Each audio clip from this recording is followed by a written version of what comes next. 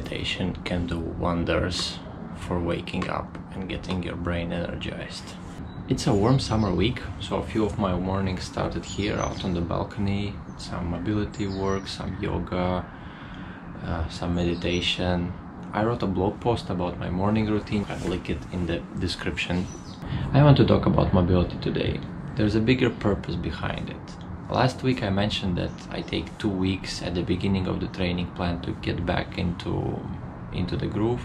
Well, mobility ties in very well with this adaptation phase. I want to share a brief story to give you some context for this mobility thing.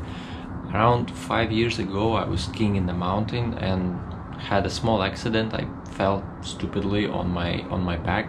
Totally unnecessary, could have been avoided. It was really painful for a few weeks.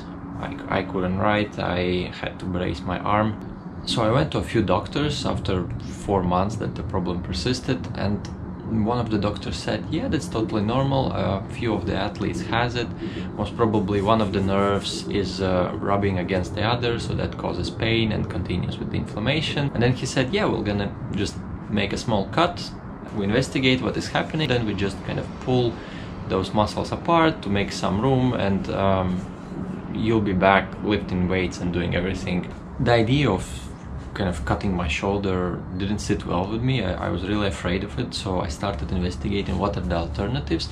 So I found this area called mobility, and I started investigating further because that felt really fascinating. To cut the long story short, a few months into doing some specific exercises, I felt the pain was slowly going away, and now many years later, obviously that pain is no longer there, so things have healed pretty well. To get back to the purpose of this yoga, mobility, foam rolling in the mornings or after training sessions, if we typically spend a lot of time at the desktop, especially with the pandemic, we sit a lot, so our muscles tend to get tight.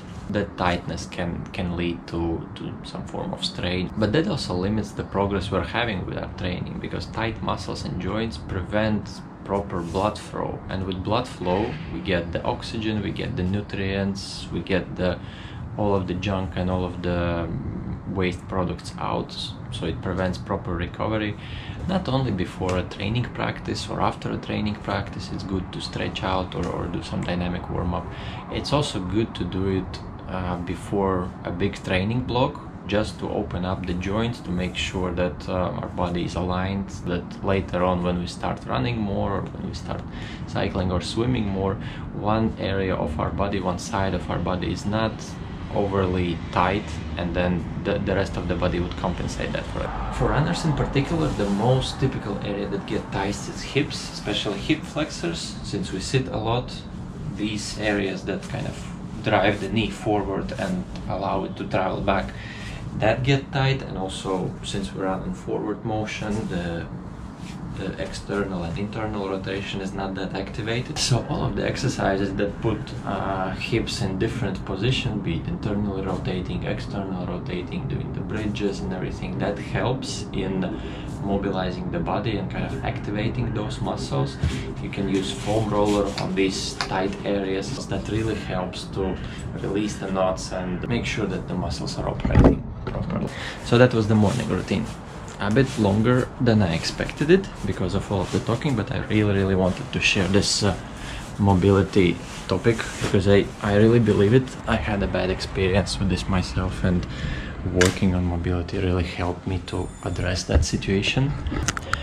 I need to get the bikes ready so that we can drive. See you soon.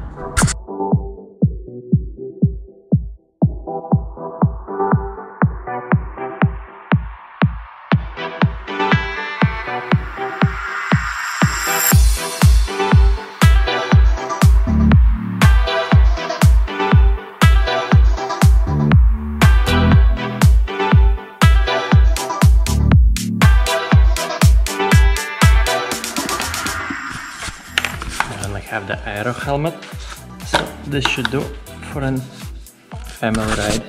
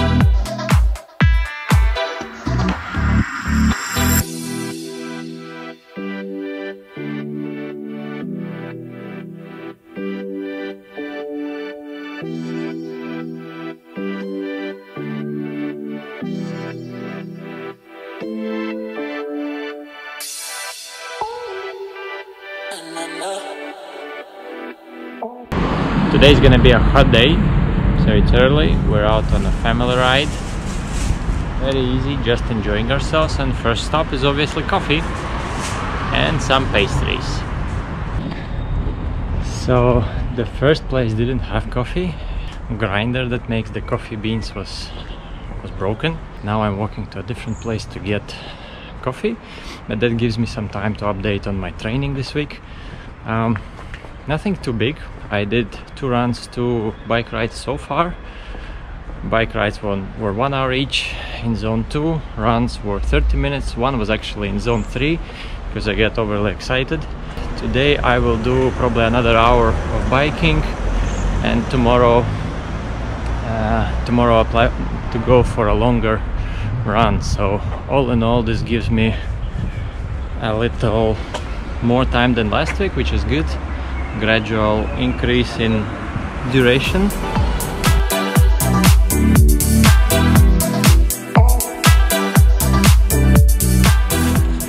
And that run that turned into zone 3 actually started it easy.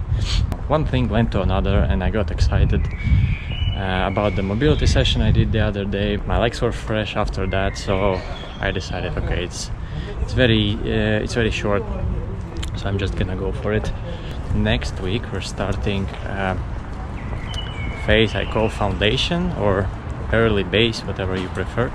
The idea is to really increase the volume and start building that endurance that will help later on to tolerate more training load as we get closer to the marathon, and as we start including more of the marathon pace, a bit more intensity to work on speed.